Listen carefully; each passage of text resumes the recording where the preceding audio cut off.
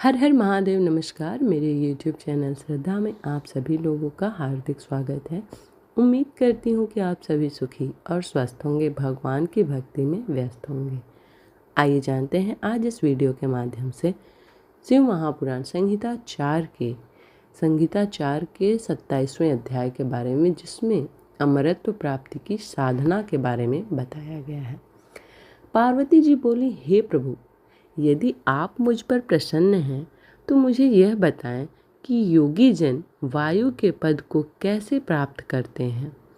यह सुनकर महादेव जी बोले, हे कल्याणकारी, जिस प्रकार दरवाजे की देहरी पर रखा दीपक घर के अंदर और बाहर दोनों ओर प्रकाश करता है, उसी प्रकार हमारा हृदय के भीतर स्थित आयु भी अंदर और बाहर दोनों ओर प्रकाश करती है। ज्ञान, विज्ञान और उत्साह सभी का मूल वायु ही है। इसलिए जिसने वायु पर अपना विजय प्राप्त कर लिया है, उसे पूरे जगत पर विजय प्राप्त हो जाता है। जिस प्रकार लोहार मुख में फूंकने के फूंक भरता हुआ अपने काम में लगा रहता है, उसी प्रकार संत और योगी जन भी अपने अभ्यास में लगे रहते हैं। अभ्यास करते करते जब वे पारंगत हो जाते हैं तो वे आसन से 10 अंगुल ऊपर उठ जाते हैं। प्राणायाम में सिर एवं व्याहृतियों के साथ गायत्री मंत्र का जप करते हुए प्राणवायु को रोका जाता है और अंदर स्थित वायु को नाक के रास्ते बाहर फेंका जाता है। इसके करने से बड़ा योगी जन को एकांत स्थान पर, जहाँ सूर्य चंद्र का प्रकाश हो, सोना चाहिए। आँखों की उंगलियों द्वारा बंद करके ध्यान मग्न होने पर योगी जनों को ईश्वर की ज्योति के दर्शन होते हैं। जब योगी जनों को इस प्रकार अंधकार में ईश्वर ज्योति के दर्शन हो जाते हैं, तब वह योगी परम सिद्ध हो जाता है। उसे अनेक सिद्धियां प्राप्त हो जाती हैं। वह जीवन मृत्यु के बंधनों से मुक्त हो जाता है और उसे मोक्ष रूपी परम तत्व की प्राप्ति हो जाती है। इस प्रकार ध्यान करने वाले योगियों को तुरीय गति प्राप्त हो जाती है। इस प्रकार शिव महापुराण संहिता 4 का 27वां अध्याय समाप्त होता है। अब जानते हैं 28वें अध्याय के बारे में, जिसमें छाया पुरुष का वर्णन किया गया है। श्री पार्वती जी शिव जी से पूछने लगी कि भगवान, आपने मुझे काल और वचन का वर्णन तो बताया, अब मुझे छाया पुरुष की श्रेष्ठ ज्ञान के बारे में बताइए।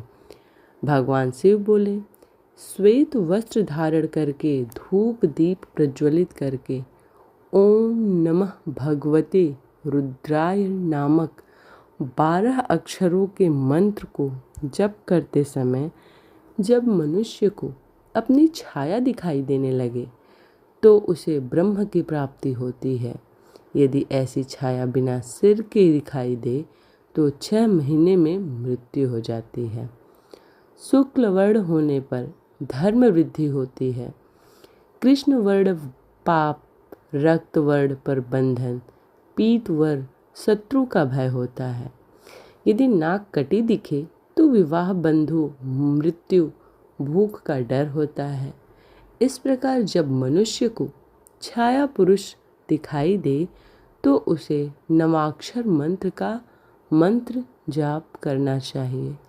इस प्रकार 1 वर्ष तक इसे जपने से सभी सिद्धियों की प्राप्ति होती है। अब मैं तुम्हें एक गुप्त विद्या के बारे में बताता हूँ। यह विद्या ब्राह्मणों के सिर पर विद्यमान होती है। यह विद्या सभी विद्याओं की माता कहलाती है। वेद भी प्रतिदिन इसकी स्तुति करते हैं। इस विद्या को खेचरी नाम से जाना जाता है। यह विद्या अदृश्य, दृश्या, चला, नित्या, व्यक्ता, अव्यक्ता और सनातनी कहलाती है। यह वर्ण रहित, वर्ण सहित बिंदु मालिनी है।